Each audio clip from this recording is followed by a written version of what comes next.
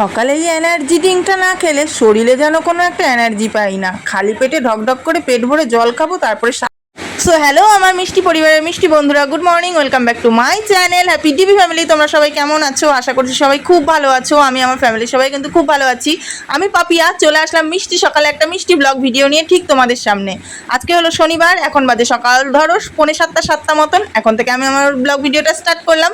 খুব তাড়াতাড়ি রান্নাঘরে কাজকর্ম মোটামুটি পরিষ্কার করে চলে আসলাম সোজা বাবার ঘরে বিছনাটা পরিষ্কার করতে।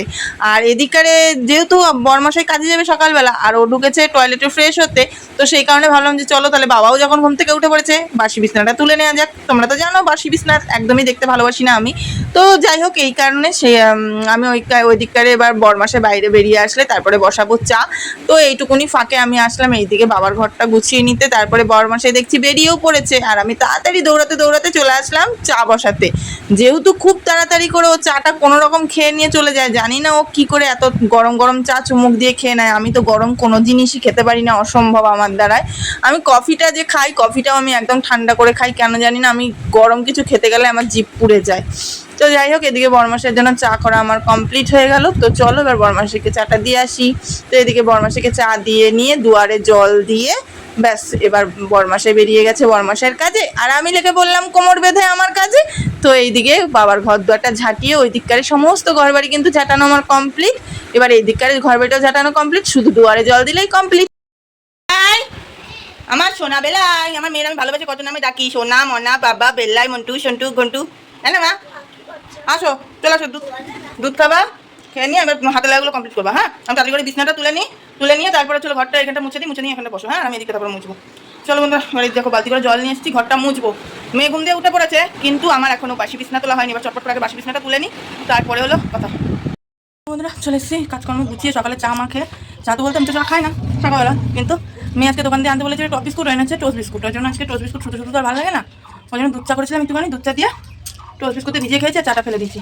আর এই যে শাক কিনে আনলাম, পুঁই শাক দিয়ে আজকে শনিবার নিরামিষ, পুঁই শাক দিয়ে কুমড়ো দিয়ে আলু দিয়ে তরকারি করবো। আর অল্প একটুখানি কচু নিলাম, কচু দিয়ে আলু দিয়ে বেগুন দিয়ে তরকারি করবো। এই প্রচুর গরম লাগছে। আর মুগের ডাল করবো আজকে, ব্যাস শনিবারের এই রেসিপি হবে। চলো বেগুন তুলে নিয়ে আসি গাছ থেকে, কটা বেগুন তুলে নিয়ে আসে, বেগুন দিয়ে কচু দিয়ে একটা আলু দিয়ে তরকারি হবে। আর চলো কি পুঁই শাকটা তরকারি কাটবো, ওখানে রান্না বসিয়ে দিয়ে বেগুন কটা তুলে নিয়ে আসি।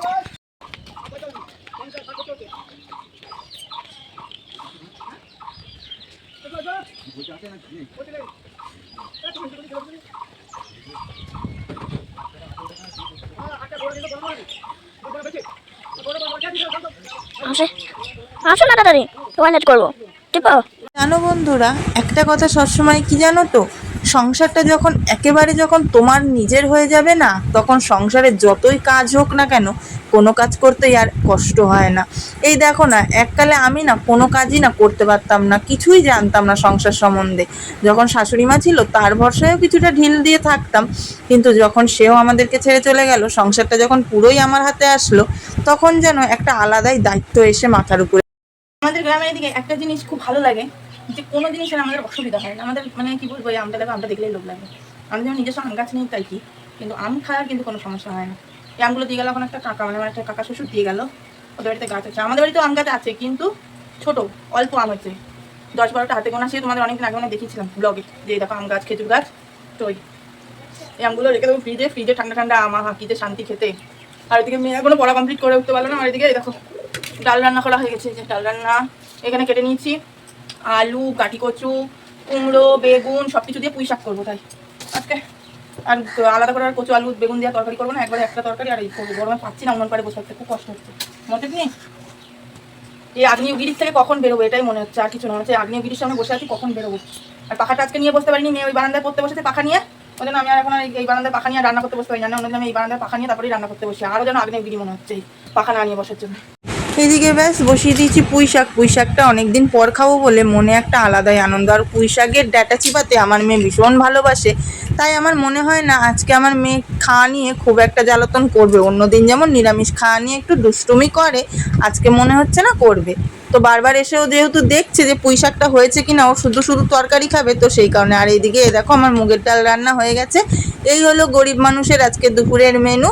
তো যাই হোক চলো, এদিকে এবার আমি একবারে রান্না কমপ্লিট করে নিই, তারপরে আসছি। রান্না বান্না করে চলে এসেছি এসির নিচে। এই দেখো মনে হচ্ছে সত্যি এসি, মানে এসি বলতে শুধু এসি, আগ্নেয়গিরির থেকে বেরিয়ে পাখার হাওয়ার নিচে, আর টেবিলের হাওয়া এমনিতে ঠান্ডা।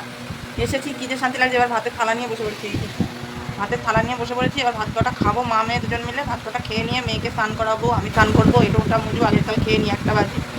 ওটা দেরি যাচ্ছে। মেয়ের স্কুল যতদিন না খুলবে ততদিন সকালের খাওয়া দাওয়া এরকমই হবে। মেয়ের স্কুলটা খুললে আবার সকালে খাওয়া দাওয়ার টাইমটা ঠিক কিসে হয়ে যাবে।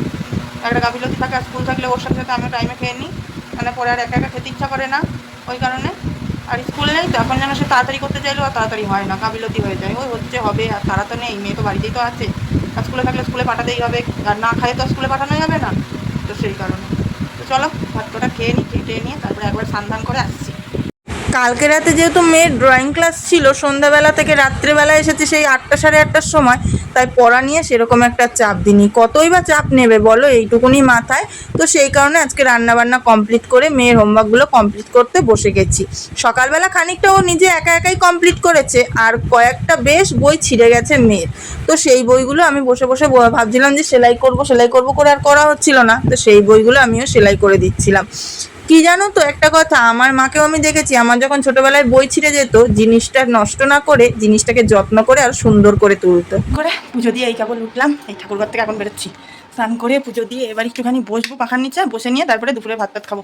মেয়েকে আবার বিকালবেলা পড়াতে আসবে, আজকে আবার বিকালবেলা একটুখানি এক জায়গায় যাওয়ার কথা। যদি কখন যাবো সেটাই যাই না, কিন্তু কী করতে যাবো, যদি যাই তাহলে নিশ্চয়ই বলবো, আর যদি না যাই তাহলে আর কি করে কি বলবো। কিন্তু এখন না গেলেও সে রোদ পড়বে, তারপরে এই রোদের বিভৎস তাপে, বিষ পোড়া রোদে অসম্ভব বেরোনো, অসম্ভব। চলো এখন কটা বাজে বলো তো, এখন বাজে 3:17, 3:30 সময় উঠে ভাত খাবো। মেয়েকে আবার 4:30 পড়তে আসবে, 3:30 সময় উঠে ভাত খাবো, একটুখানি শুয়ে নি পাখা নিচ্ছে। একটুখানি শুতে গিয়ে একটা ছোটোখাটো ঘুম দিয়ে দিয়েছি বললেই চলে। তো ঘুম থেকে উঠে নিয়ে মেয়েই ডাকলো যে মা ঘুম থেকে ওঠো, দিদিমণি চলে আসবে, ভাত খেতে হবে। তো তারপরে তাড়াতাড়ি থড়িমড়ি করে উঠে এই যে এখন শসা কাটছি, আর তার সাথে ওই যে দুপুরবেলার মেনুতে দেখালাম আমি পুঁই শাকের তরকারি, মুগের ডাল, এই দিয়ে আমাদের দুপুরের খাওয়া দাওয়া হয়ে যাবে।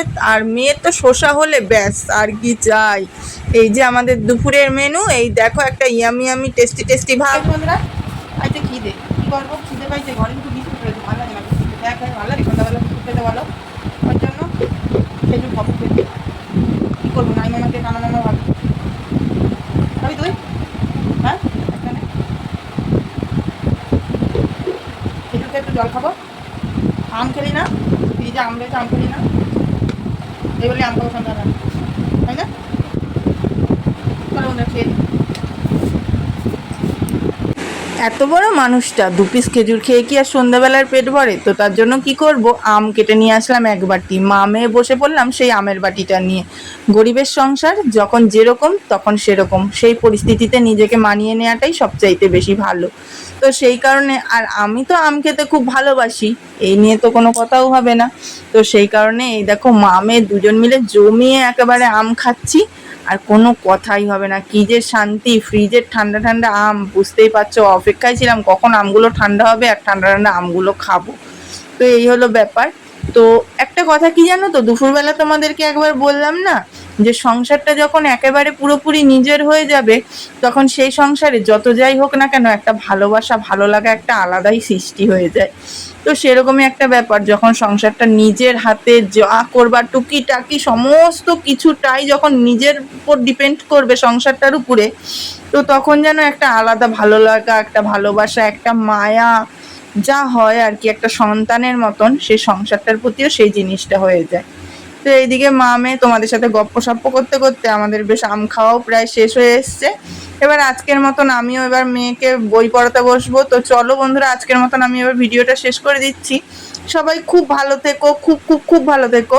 আজকের মতন টাটা সবাইকে, দেখা হবে পরের দিন একটা সুন্দর এরকমই ছোট্টখাট্ট একটা মিষ্টি ব্লগের সঙ্গে। ততক্ষণ সবাই পাশে থেকো, আমিও তোমাদের পাশে সবসময় আছি, ছিলাম, থাকবো। আমাকে একটু সবার পরিবারে যাওয়ার সময় দিও, আমার পরিবারে এসে কেউ মুখ ফিরিয়ে চলে যেও না। তো চলো আজকের মতো টাটা, দেখা হবে নতুন একটা ভিডিওয়।